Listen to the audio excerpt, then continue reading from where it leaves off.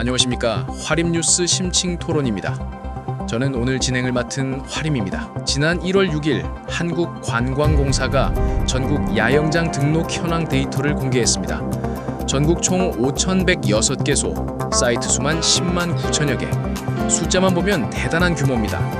그런데 현장 분위기는 사뭇 다릅니다. 폐업 매물이 쌓이고 캠핑 이용자는 1년 만에 88만 명이 줄었습니다. 캠핑 장비 업체 헬리녹스의 매출은 절반 가까이 쪼그라들었고요. 오늘 이 자리에서는 이 데이터를 정면으로 놓고 두 분과 치열하게 따져보겠습니다. 캠핑장 시장, 지금 위기입니까? 아니면 체질 개선의 과정입니까? 먼저 두 분을 소개하겠습니다. 캠핑 산업 경영 컨설턴트이자 전 한국야영장협회 자문위원이신 김낙관 선생님, 안녕하세요. 네, 안녕하세요. 김낙관입니다. 오늘 데이터를 보면서 저는 오히려 희망을 읽었습니다. 오늘 제대로 한번 말씀드리겠습니다. 네, 기대하겠습니다. 그리고 관광산업연구원으로 소비 트렌드를 분석해오신 홍비관 박사님, 안녕하세요. 안녕하세요. 홍비관입니다. 저는 오늘 이 데이터가 보내는 경고 신호를 있는 그대로 전달하고 싶습니다. 잘 부탁드립니다. 두 분 모두 환영합니다. 바로 본론으로 들어가겠습니다. 첫 번째 주제입니다. 5,106개소, 10만 9천 사이트. 이 숫자 어떻게 읽어야 합니까? 김낙관 선생님, 먼저 말씀해 주시죠. 이 숫자를 10년 전과 비교해야 합니다. 2015년 말에 등록 캠핑장이 976개였습니다. 지금은 5,106개니까 10년 만에 5.2배가 됐어요. 이게 단순한 양적 팽창이 아닙니다. 2015년 이전까지 대한민국 캠핑 문화는 제도 밖에 있었습니다. 무허가 비공식 운영이 넘쳤죠. 야영장업 등록제 시행 이후에 이게 전부 양지로 나온 겁니다. 즉 5,106개소는 갑자기 생겨난 시장이 아니라 원래 있었던 시장이 제도권 안으로 들어온 것입니다. 이 점을 먼저 짚어야 해요. 그 말씀은 맞습니다. 그런데 그게 오히려 문제예요. 등록제 이후 시장이 가시화된 건 맞는데 그 가시화 과정에서 무분별한 진입이 너무 많았습니다. 2015년 한 해에만 890개가 신규 등록됐어요. 그 사람들이 충분히 수익성을 검토하고 들어왔을까요? 저는 아니라고 봅니다. 캠핑이 유행이니까, 제도가 생겼으니까 진입한 분들이 상당수였을 겁니다. 그 결과가 지금입니다. 노령 캠핑장, 즉 9년 이상 된 초창기 업장이 39.4%입니다. 2,015개소가 시설 노후화를 안고 있는 거예요. 이게 건강한 숫자입니까? 홍 박사님, 잠깐만요. 10년을 버텼다는 게 오히려 생존 능력의 증거 아닐까요? 2018년에 첫 번째 냉각이 있었고 2020년엔 팬데믹이 왔어요. 그 두 번의 시험을 통과하고 지금까지 살아남은 업장이라면 뭔가 이유가 있는 겁니다. 시험을 통과한 게 아니라 퇴장을 못한 거예요.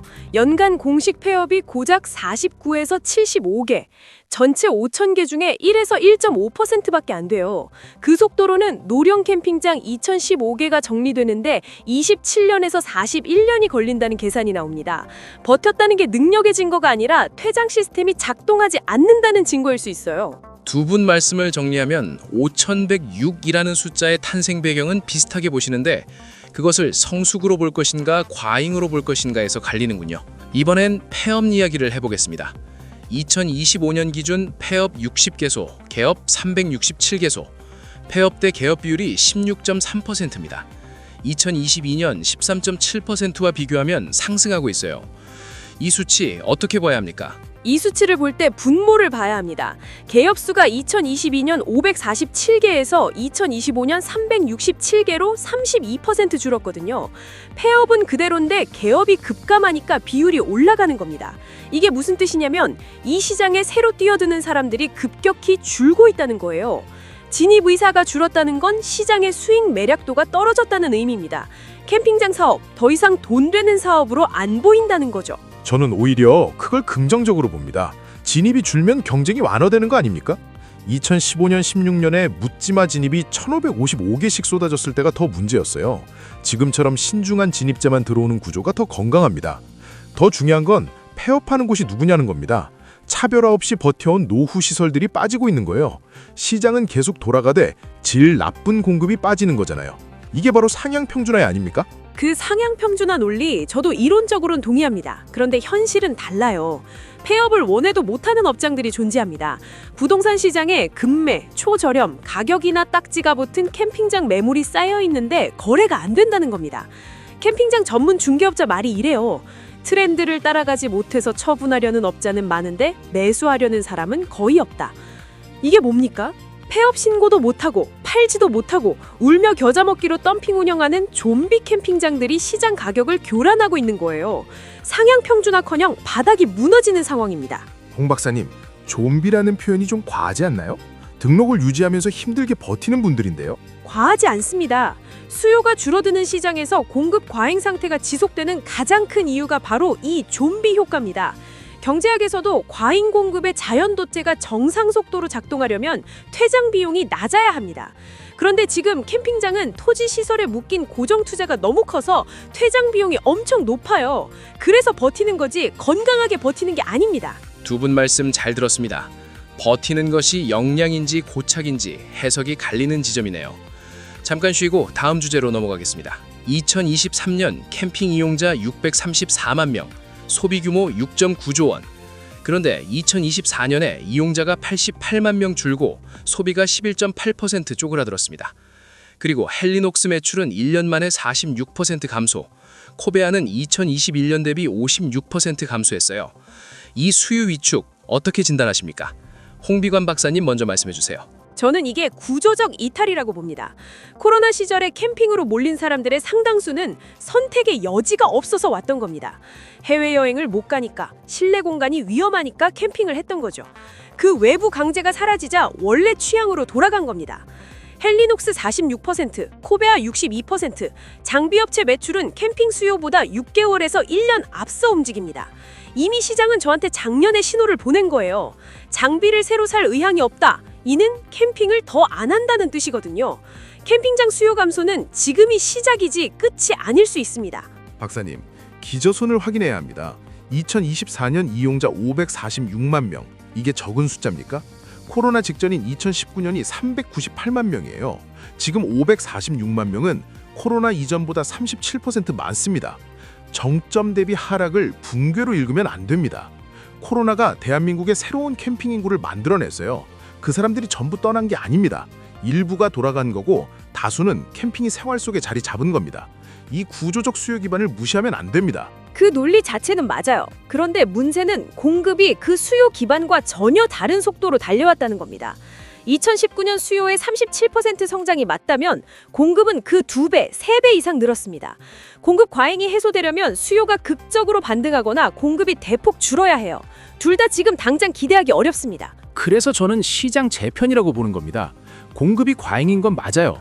그런데 과잉인 부분이 경쟁력 없는 공급이에요. 이게 자연스럽게 빠지면 수요와 공급의 균형이 맞춰집니다. 이게 성숙 과정이지 붕괴가 아닙니다. 문제는 그 자연스럽게 빠지는 속도가 너무 느리다는 겁니다. 지금 추세대로라면 수십 년이 걸려요. 그 수십 년 동안 시장 전체가 수익성 악화로 괴로운 거 아닙니까? 두 분 뺑뺑하십니다. 지금 이 상황을 한 줄로 요약하면 김낙관 선생님은 정상화 중, 홍비관 박사님은 정화가 너무 느린 과잉 상태, 이렇게 정리가 되는군요. 이번엔 시장 재편 이야기를 해보겠습니다. 물갈이, 상향 평준화라는 표현들이 나오는데요. 경쟁에서 도태된 업장이 퇴장하고 더 좋은 업장이 그 자리를 채운다. 이게 지금 일어나고 있습니까? 김낙관 선생님. 네, 일어나고 있다고 봅니다.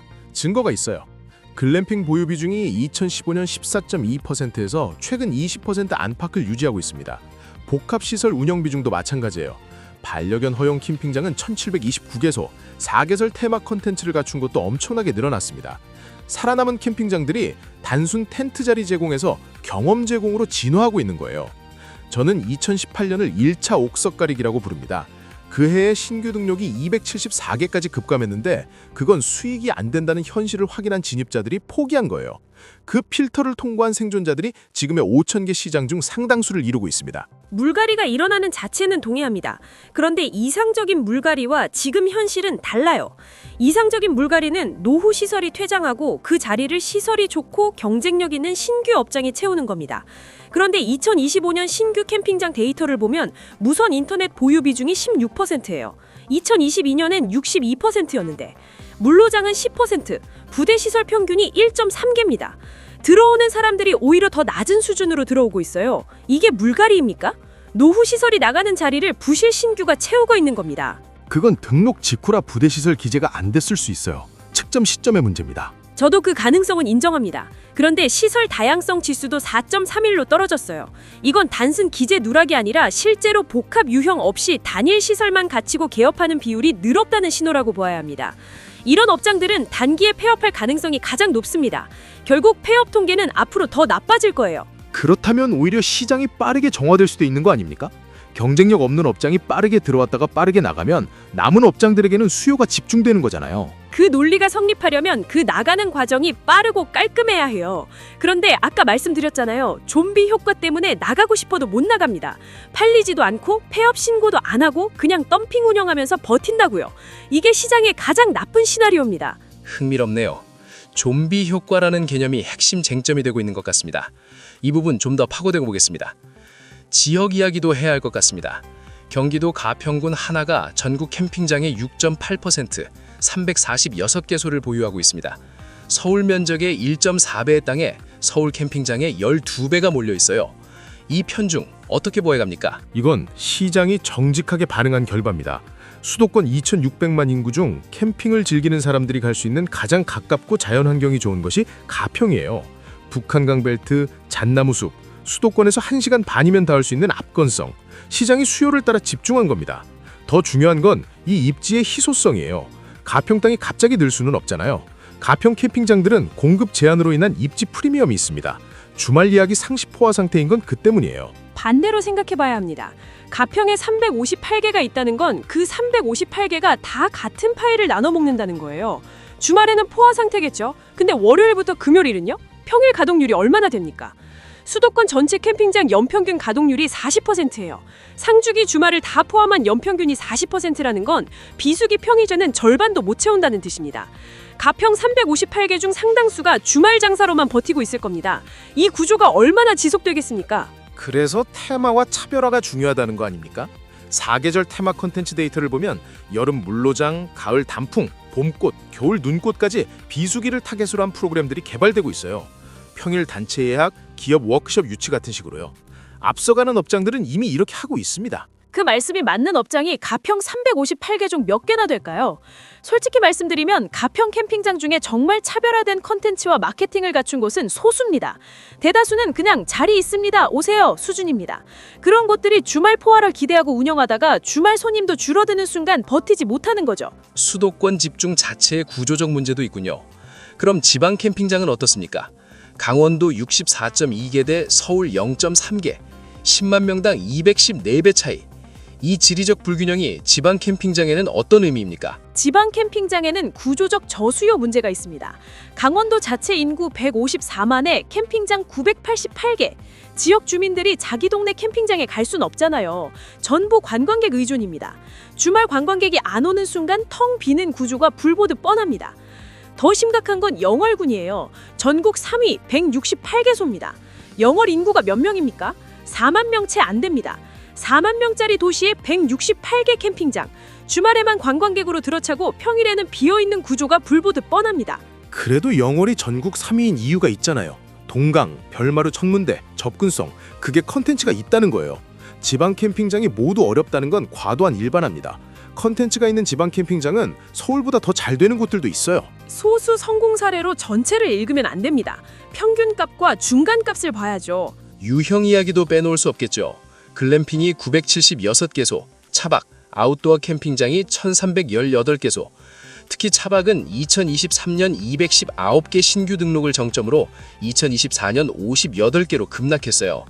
이 트렌드의 명암 어떻게 봐야 합니까? 차박은 코로나가 만든 특수 유형이었습니다. 저도 인정합니다.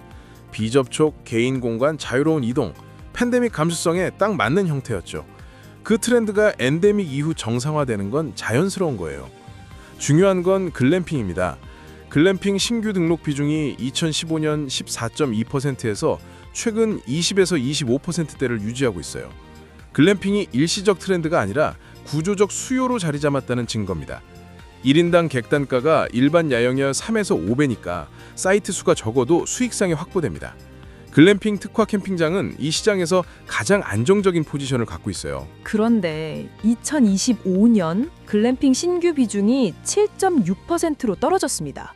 2022년 25.3%에서 급락한 거예요. 글램핑도 이제 포화 신호가 나타나고 있어요. 더 큰 문제는 가격입니다. 글램핑 카라반 1박에 40만 원 안팎이 됐어요.